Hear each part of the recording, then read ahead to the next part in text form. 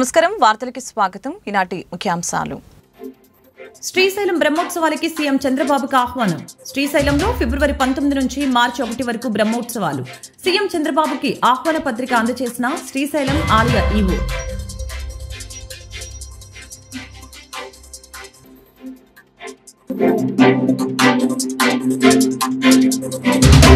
కేసీఆర్ కు birthday wishes తెలిపిన deputy CM Pavan Kalyan నేడు కేసీఆర్ పుట్టినరోజు బీఆర్ఎస్ వెల్లువ మరెన్నో సంవత్సరాల పాటు ప్రజాసేవలో గడపాలన్న పవన్ కళ్యాణ్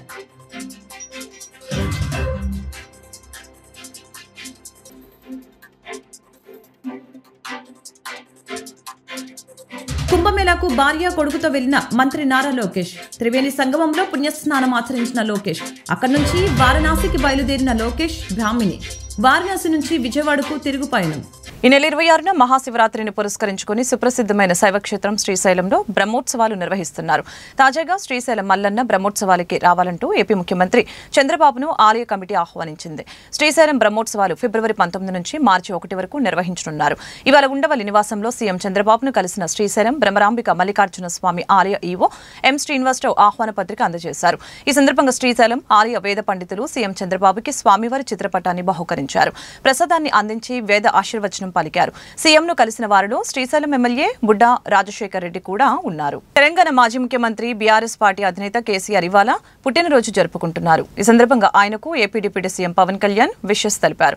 తెలంగాణ మాజీ ముఖ్యమంత్రి బీఆర్ఎస్ పార్టీ అధ్యక్షుడు కల్వకుంట్ల చంద్రశేఖర్ గారికి హృదయపూర్వక జన్మదిన శుభాకాంక్షలు, ఆయురారోగ్యాలు, సుఖ సంతోషాలు, నిరంతర శక్తితో మరెన్నో సంవత్సరాల పాటు ప్రజా సేవలో గడపాలని ఆకాంక్షిస్తున్నాను అంటూ పవన్ కళ్యాణ్ ఓ ప్రకటనలో పేర్కొన్నారు. ఏపీ మంత్రి నారా లోకేష్ తన భార్య బ్రాహ్మిణి, కుమారుడు దేవాంశులతో కలిసి మహాకుంభమేళకు వెళ్లారు. ప్రయాగ్రాజ్లోని త్రివేణి సంగమంలో పుణ్యస్నానం ఆచరించారు. అనంతరం అక్కడి నుంచి బయలుదేరి వారణాసికి వెళ్లారు. అక్కడ కాలభైరవ ఆలయాన్ని దర్శించుకున్నారు. కాసేపట్లో కాశీ విశ్వేశ్వర స్వామి ఆలయాన్ని సందర్శించుకుని ప్రత్యేక పూజలు నిర్వహించనున్నారు. అనంతరం విశాలాక్షి ఆలయాన్ని సందర్శిస్తారు. ఆ తర్వాత సాయంత్రం 5:25 వారణాసి నుంచి విజయవాడకు పయనమవుతారు. ఈ నెల 26 వరకు మహాకుంభమేళ జరగనుంది. ఇప్పటికే 50 కోట్లకు పైగా భక్తులు పుణ్యస్నానాలు ఆచరించారు. విదేశాల నుంచి కూడా భక్తులు తరలివస్తున్నారు. పాకిస్తాన్ నుంచి కూడా హిందువులు కుంభమేళకు రావడం విశేషం. సార్వత్రిక ఎన్నికల సమయంలో విజయం కోసం కూటమి పార్టీల శ్రేణులు ఏ విధంగా కృషి చేశారో పట్టభద్రుల ఎన్నికల్లో అదే స్ఫూర్తిని నిరూపించాలని మంత్రి నాదెండ్ల మనోహర్ అన్నారు. ఎంతో రాజకీయ అనుభవం ఉన్న ఆలపాటి రాజేంద్ర ప్రసాద్ భారీ మెజారిటీ గెలిపించుకోవాలని అన్నారు. మన జిల్లా, మన ప్రజలు అందరూ కూడా సంతోషంగా ఉండాలనే ఆలోచనతోనే మనం ముందుకెళ్ళాం. అదే విధంగా ఎప్పుడైతే కూటమిలో భాగంగా నన్ను అభ్యర్థిగా డిక్లేర్ చేశారో మనస్ఫూర్తిగా ఆ ఎన్నికలలో ఆలపాటి రాజేంద్ర ప్రసాద్ గారు మన విజయం కోసం, మన విజయం ఎందుకంటున్నారంటే ఇందాక దుర్గేష్ గారు అన్నట్టు ఈ బాధ్యత కేవలం వ్యక్తిగతంగా ఒకరిద్దరు కాదు, మన పార్టీల పరంగా మన బాధ్యత తీసుకోవాలి. ఎంతమంది ఓటర్లు ఉన్నారనేది కాదు, మనందరం కూడా రాజకీయంగా ముందుకెళ్లే విధంగా కలిసికట్టుగా నిలబడాల్సిన అవసరం ఖచ్చితంగా ఉంది.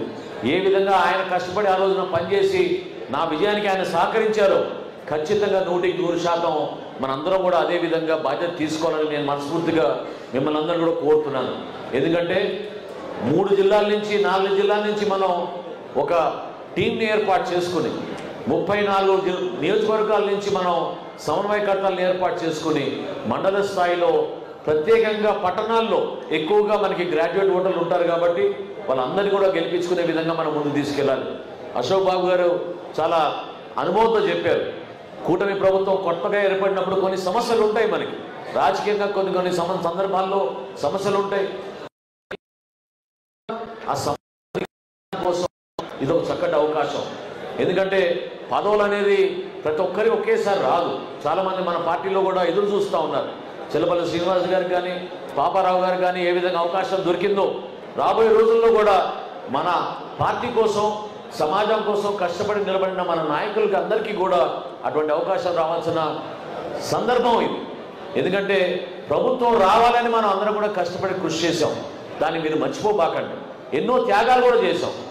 ఏ విధంగా పవన్ కళ్యాణ్ గారు ఆ రోజున భారతీయ జనతా పార్టీ తోటి సమావేశం ఏర్పడినప్పుడు ఆ పార్టీకి మనం అందించాల్సిన సీట్ల విషయంలో ఎక్కడ కూడా అడుగు వెనకేయకుండా ఆయనే స్వయంగా ముందుకొచ్చి 4 శాసనసభ స్థానాలు, 2 పార్లమెంట్ స్థానాలు భారతీయ జనతా పార్టీకి ఇస్తే గౌరవంగా ఉంటుందని పెద్దలు అడిగినప్పుడు ఆయన ఏమాత్రం కూడా ఒక్క క్షణం కూడా ఆలోచించకుండా కూటమి కలిసి ఉండాలి, కలిసి ఉంటేనే మనం విజయం సాధించగలుగుతాం అనే ఆలోచనతో ఆ రోజున ఆయన నిర్ణయం తీసుకున్నారు. ఈరోజు రాజకీయంగా Janasena party, Telugu Desam party, Bharatiya Janata party ఎందుకు కలిసి ఉండాలో కూడా మీరు అర్థం చేసుకోవాలి.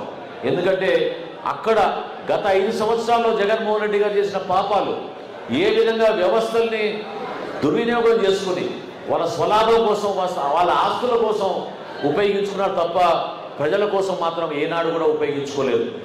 గుంటూరు జిల్లాలో, కృష్ణా జిల్లాలో మనకున్న నాయకత్వం ఎంతో ఆదర్శవంతంగా నిలబడే వాళ్ళు. గతంలో రైతుల కోసం, యువత కోసం, మహిళల కోసం, మన భవిష్యత్తు కోసం మనం అనుకుంటున్నప్పుడు సంకేతం ఇవ్వాల్సిన బాధ్యత మనందరిపైన ఉంది.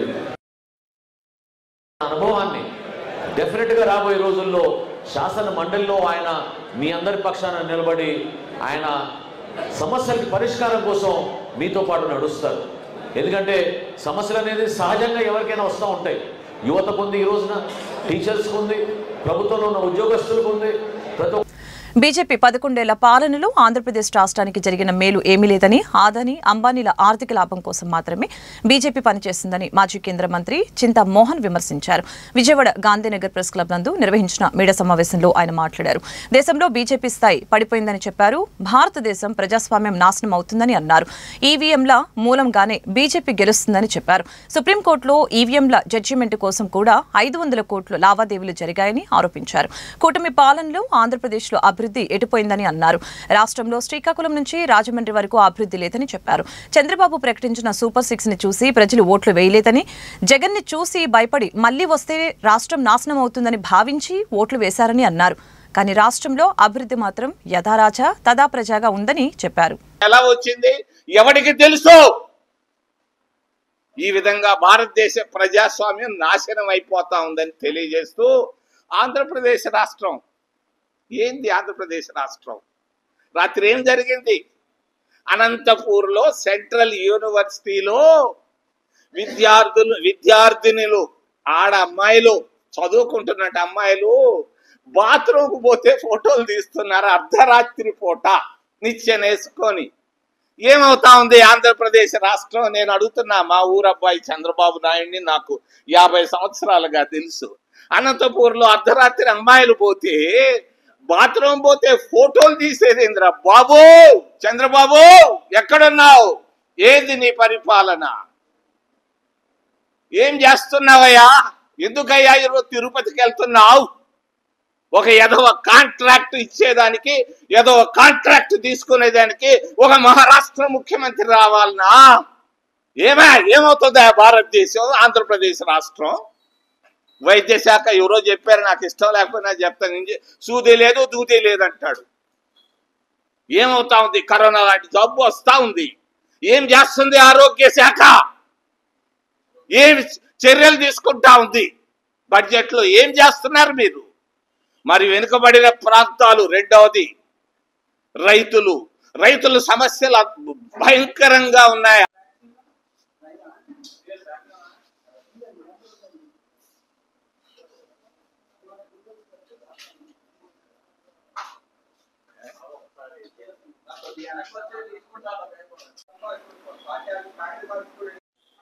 నేను పుట్టిందే హరిజన హాస్టల్లో, మీకు అర్థాలు లేనప్పుడు. నేను ఒకటి చెప్తా, ఈరోజు మంచి ప్రశ్న అడిగావు, మంచి జవాబు కూడా ఇస్తాను, తీసుకో. మరి ఎస్సీలు ఒకప్పుడు హరిజనులుగా ఉండేవాళ్ళు. పక్కనే కంచికచెలలో హత్య కేసు, వెంకటేశ్ని మామిడి చెట్టు కట్టేసి కాల్చి చంపేశారు. ఈరోజు జరగటం లేదు ఎస్సీల పైన దాడులు. ఎక్కడ పోయినా ఈ దాడులు? కారంచేడులో దాడులు జరిగితే 6 మంది ఆ మహిళల బ్రెస్ట్లు కోసేస్తే నేను పార్లమెంట్ లో మాట్లాడాను.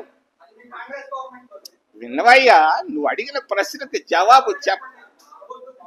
నేను అరవడం కాదు, నువ్వు దూరంగా దగ్గరకు వస్తే అరవడం, దగ్గరకు వచ్చి కూర్చో, మెల్లగా మాట్లాడతా, వినపడాలి కదా, మైక్ లేదు కదా.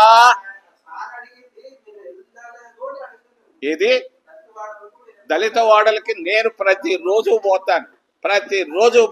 మీకు తెలియదు, ఆడ ప్రెస్లో వాళ్ళు ఎవరు లేరు దళిత వాడల్లో, అందుకని మీకు తెలియటంలే. నేను దళిత జీవనాన్ని గడుపుతుంటాను, సరేనా? అంతేగాని నువ్వు అడిగే ప్రశ్న ఏంటంటే అది విడ్డూరం అయినటువంటి ప్రశ్న. నేను పుట్టిందే మాలవాడలో, పెరిగిందే మాలవాడల్లో, బతికేదే వాళ్ళ కొరకు. ఎందుకు వెనకాల బ్యానర్ పెట్టాం, ఎందుకు బ్యానర్ పెట్టాం అంతే అర్థం చేసుకో. ఎన్డీఏ కూటమి ప్రభుత్వం అధికారంలోకి వచ్చిన తర్వాత అన్ని వర్గాల ప్రజలకు మేలు జరుగుతుందని టీడీపీ నేతలు గద్దె క్రాంతికుమార్, జాస్తి సాంసరు తెలిపారు. పట్టభద్రుల ఎమ్మెల్సీ ఎన్నికల్లో ప్రజలు ఆలోచించి ఓటు వేసి ఆలపాటి రాజేంద్ర ప్రసాద్ని గెలిపించాలని కోరారు. ఈరోజు 4వ డివిజన్లో వెటర్నరీ కాలనీ పార్క్లో రేపు జరగబోయే గ్రాడ్యుయేట్ ఎలక్షన్స్ కారణంగా ఆలపాటి రాజేంద్ర ప్రసాద్ గారి తరపున అభ్యర్థించడానికి కూటమి ప్రభుత్వం నుండి మేమంతా ఇక్కడ ఒక చిన్న మీటింగ్ పెట్టుకున్నాము. ఇక్కడ అందరూ కూడా తప్పకుండా రాజేంద్ర ప్రసాద్ గారే గెలుస్తారు, తప్పకుండా అందరం కూడా మీకే సపోర్ట్ ఉన్నామని క్లియర్గా చెప్తున్నారు. కానీ మెయిన్గా ఇప్పుడు అందరికీ తెలియాల్సింది ఏంటంటే రేపు ఓటింగ్కి ప్రతి ఒక్కరూ కూడా టైంకి వచ్చి బ్యాలెట్ పేపర్ మీద వారు ఇచ్చిన పెన్నుతో పేరు పక్కన 1 అని రాసి వెళ్ళడం అనేది, ఎందుకంటే జనరల్ ఎలక్షన్ అనేది ప్రతి 5 ఏళ్ళు జరుగుతుంది. అందులో ఈవీఎంస్ తో బటన్ నొక్కి అది ఒక రకంగా జరుగుతుంది. బ్యాలెట్ ఓటింగ్ అనేది కొంచెం డిఫరెంట్ ప్రొసీజర్ కాబట్టి కొంచెం అందరికీ ఎక్స్ప్లెయిన్ చేయడం జరిగింది. అందరూ కూడా కూటమి ప్రభుత్వానికి ఎలాగైతే ఈ ఓటేశారో అలాగే ఇప్పుడు దీనికి కూడా గ్రాడ్యుయేట్ ఎలక్షన్స్ కూడా అలాగే రావాలి అని చెప్పి మేమంతా కోరుకుంటున్నాము. ఈ 7 నెలలు పాలన కూడా చాలా బాగుంది అంటున్నారు అందరూ కూడా. దాంతో పాటు ఇప్పుడు మనకి వచ్చే 5 ఏళ్ళు 10 ఏళ్ళు కూడా మనం చేసే అభివృద్ధి అందరికీ అందాలి. మెయిన్ గా గ్రాడ్యుయేట్స్ కి దాదాపుగా 4 లక్షల ఉద్యోగాలు ఆల్రెడీ రావడం జరిగింది. ఇంకొక 20 లక్షల ఉద్యోగాల దాకా సృష్టించడానికి కూటమి ప్రభుత్వం ముందుకు సాగుతా ఉంది. అలాగే బోల్డ్ అని కొత్త ఇన్వెస్ట్మెంట్స్ రావాలి స్టేట్ లోకి. ఈ టైంలో గవర్నమెంట్ స్టెబిలిటీ అనేది చాలా ఇంపార్టెంట్. ఈ 7 నెలల పాలనకి ఇది ఒక స్లిప్ టెస్ట్ లాంటిది. దానికోసం అందరూ కూడా ప్రజలందరూ కూడా